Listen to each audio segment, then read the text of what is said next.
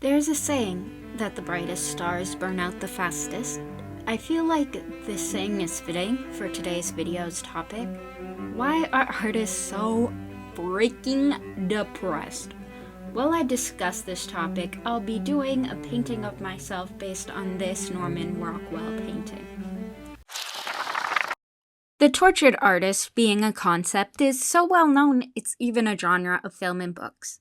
Some examples of this genre that you may know of are Black Swan, which features a ballerina whose passion for dance controlled every aspect of her life. Next, we have Whiplash, similar to Black Swan, but our main character is obsessed with music, specifically the drums. Next, after that, I, Tonya, inspired by the real-life ice skater, Tonya Harding. Another one that I think is underrated, it's a Pixar movie, is so good. It's called Soul. And it's about a music teacher, and there are so many movies like this. I could go on and on because it's such a common trope based on real life, the tortured artist. But I think you get the point. It's common knowledge artists die young, no matter their medium. Whether they are a singer, dancer, painter, etc. Each genre has a plethora of people who have died. It's such a huge problem in the entertainment industry, there's even a name for it. The 27 Club. The name comes from the mass amount of actors and singers who have died at age 27. Some big names like Janis Joplin, Amy Winehouse, Kurt Cobain, Jim Morrison, and sadly, many more. Most died due to drug overdoses, mental health issues, alcoholism, and addiction. The Hollywood industry is a mess, and we see it with all the lawsuits coming out constantly, the manipulation of minors and singers and actors being put into conservatorships to be completely controlled. This isn't a new thing, it has always been like this. Judy Garland, who was allegedly abused on the set of Wizard of Oz, many others were also injured due to poor working conditions and costumes made of hazardous material. It even goes back to black and white silent films. For example, It girl Clara Bow suffered severe abuse before becoming the first It girl. Since she was so popular, rumors spread like wildfire, her own friendships betrayed her, and was constantly in tabloids. She already had a predisposition for mental illness, her own mother committing suicide, and the constant eyes on her didn't help her break the cycle. She tried to retire, get out of the spotlight, but it did not help. She tried to end her life. She ended up getting committed and receiving electric shock therapy. Now, I've told you about the state of Hollywood and how toxic it is, always been, but the tortured artist did not start there. Some historic artists who have passed away due to their own hands are Ernest Hemingway, famous novelist and Nobel Prize winner, author Virginia Woolf, famous artist Rembrandt, and the list, unfortunately, could go on and on. Even before simple methods such as overdoses, artists were ending their lives. One artist even threw themselves onto a ceremonial sword. You may be wondering why I didn't list Vincent van Gogh, because he is one of the most popular artists, and most people do, in fact, think he ended his life. But that's actually very much disputed. He did have many mental health issues. Many doctors were provided by his brother, and he did end up institutionalized. His brother was truly one of the only people who supported him. The townspeople scared of him because they found him off-putting and didn't like his art, though it's unknown if he actually killed himself. Most people assume he did, though as someone with a special interest in Van Gogh, I have done years upon years of research about him. His death is shrouded in mystery because he was shot in the chest at an angle he should not have been able to reach. It is theorized that some neighborhood boys actually did it, but he covered for them because he was suicidal and had wanted to die already. And these kids did it for him, and he didn't want them to get in trouble. Not many people at the time caring to look into it because he was a pariah in the town and was known to be unwell because he had been in a mental institution just recently. This isn't to say he wasn't a tortured artist. He most certainly was. He put his all into his work, had at-home doctors that quit frequently, and had a very long stay at an institution. I just didn't want to list him as an artist who ended their own life because it is something we'll never know for certain, and I wanted to clear that up since it's so often misunderstood. And I just want everybody else to know as much about Van Gogh as I do because I'm very obsessed with it. Anyway, however, he is still just as tortured as the rest of the artists I've listed. Now that I've gone through all the artist eras and I've shown how they are all tortured no matter the situation or time period they are in, let us dive into why it is that artists are so sad to begin with. There seems to be a huge correlation between creative people and mood disorders. Correlation does not always equal causation. For example, autism rates went up with the rise of Tylenol, but this does not inherently mean Tylenol causes autism. Autism existed before Tylenol, and rates went up due to more research and diagnostic tools. However, this case is different because the amount of artists with mood disorders has stayed linear throughout time and history. There continues to be a higher rate of mood disorders in creative than the rest of the population. Notable artists with mood disorders include Vincent van Gogh. His exact mood disorder is unknown, but he spent the majority of his life surrounded by doctors and in institutions.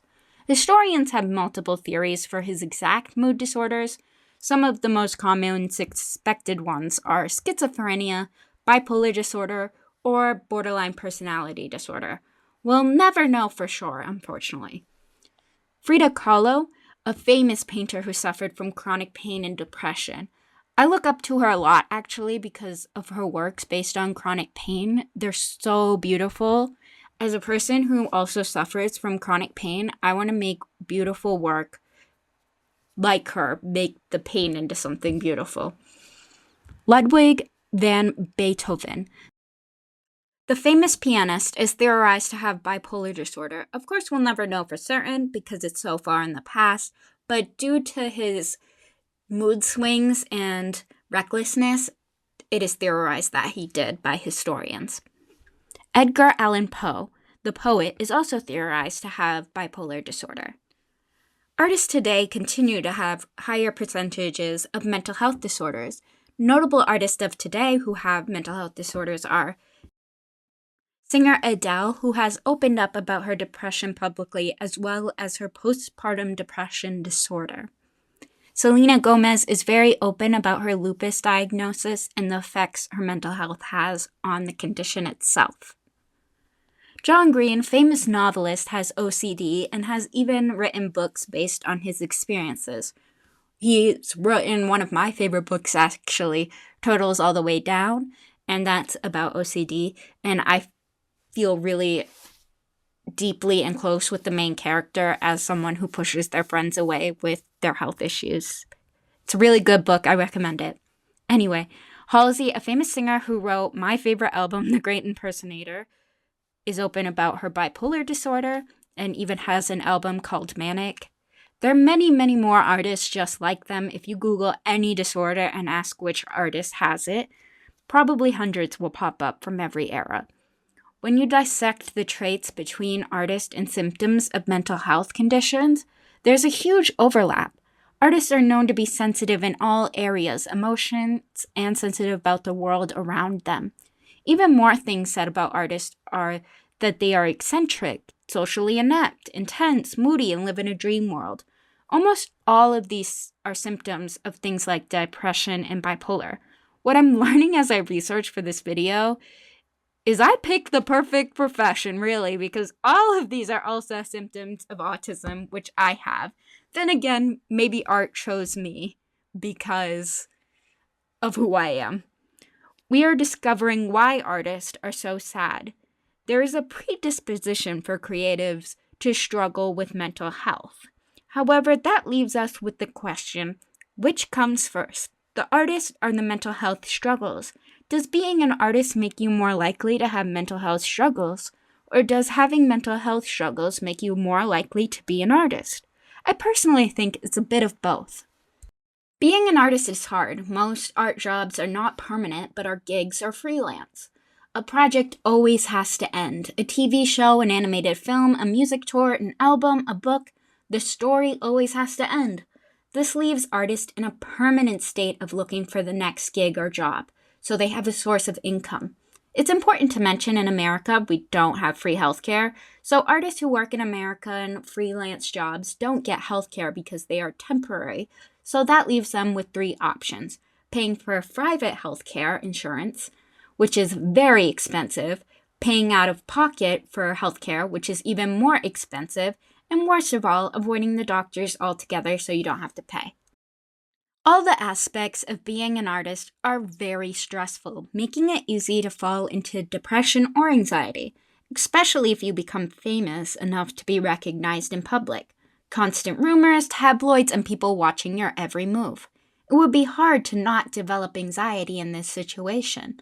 Though, what about the artists who started out with anxiety and depression in early life?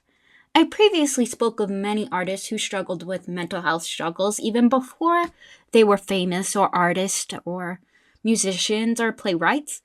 Clara Bow, Vincent van Gogh, Frida Kahlo, Sylvia Plath, and many more. The thing is, they started their art career to escape from something, whether that be their own mind or abuse they faced in their real life. The mental health struggles came first, and the art became a coping mechanism. Art is actually known to be a very good coping mechanism to express your feelings without words, hence why things like art therapy exist. However, when you have a mental health struggle, you're prone to things like addiction and dissociation. Too much of anything can be a bad thing. This is where the trope of the obsessive tortured artist comes from. Obsessed artists obsessed with escaping reality, pumping out works of art like it's nothing, forgetting to eat, drink, sleep, go to the bathroom, and other basic necessities because they love to be in art, obsessed with it, and prefer it over the real world. So whether the answer is artists are so depressed because they are predispositioned to it, or artists are so depressed because mental illness makes you creative or want an escapism outlet, I'd say it lays somewhere in the middle. Not black and white, but somewhere in the gray.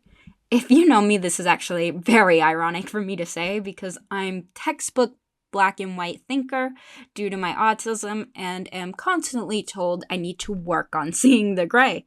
But I guess even I can admit when mental health is involved, things can get a bit murky.